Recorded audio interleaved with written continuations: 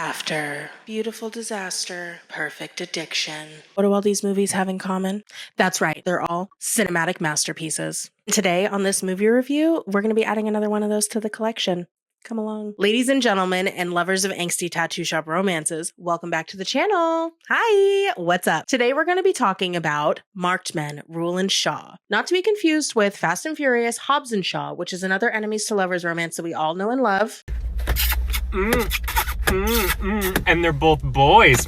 We love a gay romance. This is a cinematic adaptation of Jay Crownover's 2012 novel, Rule, aka the book that made all of Tumblr want to run off with a tattooed bad boy. Oh, a bad boy. Cool. Yes, it finally got turned into a movie, and yes, it is as dramatic and cliche and weirdly addictive as we possibly could have hoped for. Today, we're going to be going through the whole thing. The plot, the cast, the book origins, and whether you should watch this or just reread your favorite Wattpad series. This one's mine. Let's get started. So before Netflix and Hulu were buying every single romance novel in sight, Jay Crownover dropped Rule, the first book in her Marked Men series, in December of 2012. 6 books total, each about a different tattooed brooding hottie. Rule Archer kicks things off. The books were massively popular in the early 2010s of the new adult romance genre. Okay, the genre. It's a genre. Not everybody fits on the roster. The era of After, Beautiful Disaster, and any other book where trauma equals foreplay. Ooh la la. My favorite. Get the trauma kit! Trauma kit! So who's bringing these tortured souls to life? Let's meet the cast. Chase Stokes plays Rule Archer, who is our main character, and he's also a tattoo artist and a commitment phobe. Those are the only 2 things you need to know about him. He just does tattoos and he's severely allergic to commitment. So for Chase to play this character, they chopped off his hair, and I've only ever seen him with his beach hair from Outer Banks, and it makes me really fucking sad to see him with this short hair because he's supposed to be beach always. That's his job. He's beach. It's just beach. Right. And what a good job you do at beach. Sydney Taylor plays Shaw Landon. She's sweet, she's pre-med, she's super wealthy, and she's been in love with Rule since day one. And genuinely, that's the only thing you need to know about her. I actually had no idea that she was a pre-med student until I did research of this film. If that doesn't tell you how much of lack of information they give you when it comes to her character, there it is. Alexander Ludwig as Rome Archer. I love him. I love Rome. Okay, let's just talk about him for a second. Obviously, you saw the title of the video here. I love Rome. I only get just a morsel of him on screen, and I eat it up every single time. He's Rule's brother. He's super supportive, and he just has that aura of I pay my bills on time. That's right. Shawty, what that thing do? No. Catherine McNamara plays Aiden, and she is Shaw's best friend. You will see her quite often in this film. I like her. She's cool. She's fine. She's like every other Wattpad-esque best friend who just yells in her friend's face all the time. Are you fucking kidding me right now? Shaw Landon, I will slap the living fucking shit out of you. Do you have any idea how many fucking shifts I have to pull for this shit? Okay. Felix Millard plays Gabe, Shaw's toxic ex. Of course, because we always have to have one of those.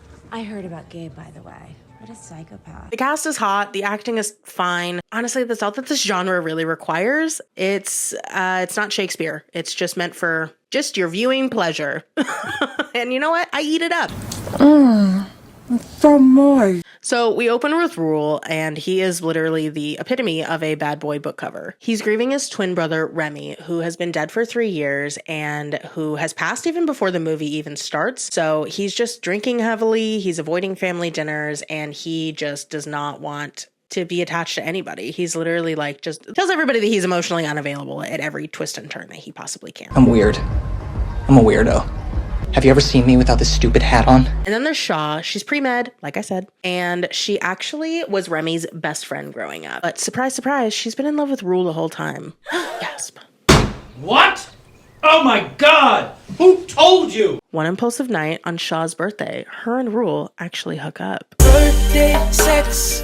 Birthday sex. But of course, Rule freaks out and he's like, I don't do relationships. And she's like, oh, but I've been obsessed with you since like middle school. So like maybe reconsider. And he's like, Ugh, fine. but I'm not going to be called your boyfriend. Okay. I won't be a boyfriend. And then that's where their relationship starts. So that's really cool. Love that. Now we get to meet Shaw's mom. She's my favorite kind of toxic mom. She's rich, she's wine drunk, and she's trying to force her daughter into marriage. Truly, she is so Lifetime villain. It's like actually so funny. I genuinely love how she talks. He loves you, Shawberry. He really does, and he's a good one. And what's the worst that can happen? Something goes wrong and you're set for life. You don't want to be anything like me. You hate me for the way I got my money, but let me tell you something. I genuinely love when her mom's on screen. She needed 20,000 more scenes in this fucking movie. Shaw's mom actually hates Rule, and she really wants her daughter to be dating Gabe, which I cannot stress this enough. Gabe is the fucking worst. Like, genuinely the fucking worst. So naturally, Gabe goes full Lifetime villain and hits Shaw. And once Rule finds out, he is pissed and he decides that he's going to go after Gabe. Only thing is, he gets his fucking ass handed to him. That was a choice. Imagine your main character having one fight scene in the movie and gets his ass absolutely fucking handed to him. Oh, brother, this guy stinks!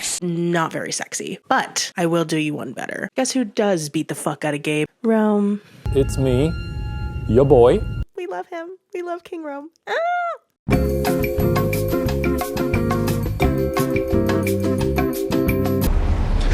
You know, can't go around hitting girls, Gabe. Those things will come back to haunt you. I guess you're the price I gotta pay? Is that right? That's right. It's just like the calm, steady energy because he knows he's about to fuck him up. Fuck him up! Fuck him up! Get him! Get him! Get him! Get him! You know,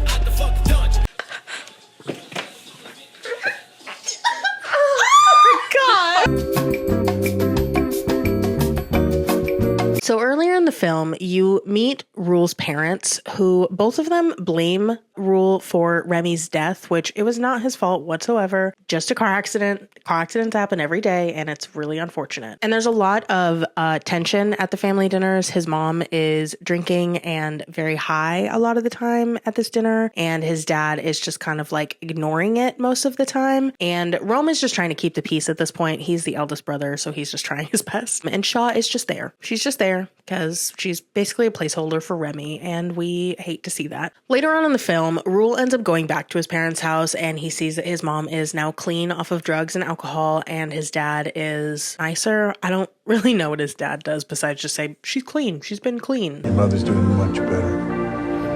Go on and tell you. But Rome is there, and they are able to slowly build their family back together. So we love to see that. That's really exciting. So after the Gabe drama and the family trauma and several very dramatic kisses, Rule ends up admitting his feelings for Shaw, and they decide to take things day by day, and that's kind of just the end of the movie. Cue the romantic music and cue the credits at this point. It's a pretty simple plot when it comes to that.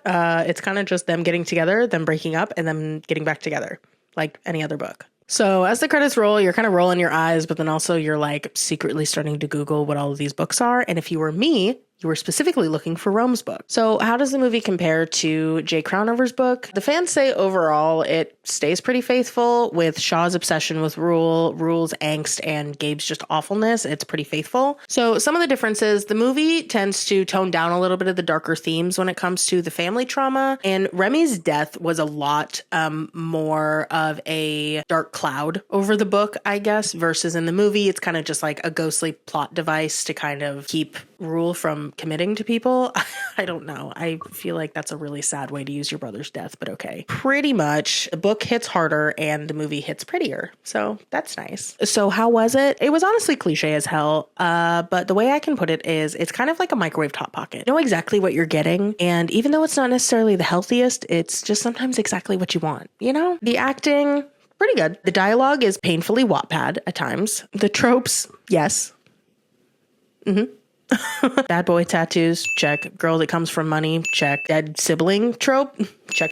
But let's be real. If you came for subtlety, you're kind of watching the wrong movie. So we're here for comfort food romance, and I really respect that. So that's Marked Men, Rules, and Shaw. This movie is about love conquering all, but if you or me watching it, it is about falling for the older, hotter, and more stable brother. But what's new? Universe. Blah, blah, blah. Proper name, place name, backstory stuff. Please go watch this movie because I need to at least get through the next movie that they're going to put out because Rome's is not technically until the third one. God damn it! So either we need to get Rome's movie going, stat, or we need to get through the second one. So we need enough funding. So please go watch the movie now, right now. Thanks for watching. Drop a comment if you are Team Rome or if you are all about the angsty bad boys. Stay sarcastic, stay dramatic, and please root for the brother that deserves it. Bye.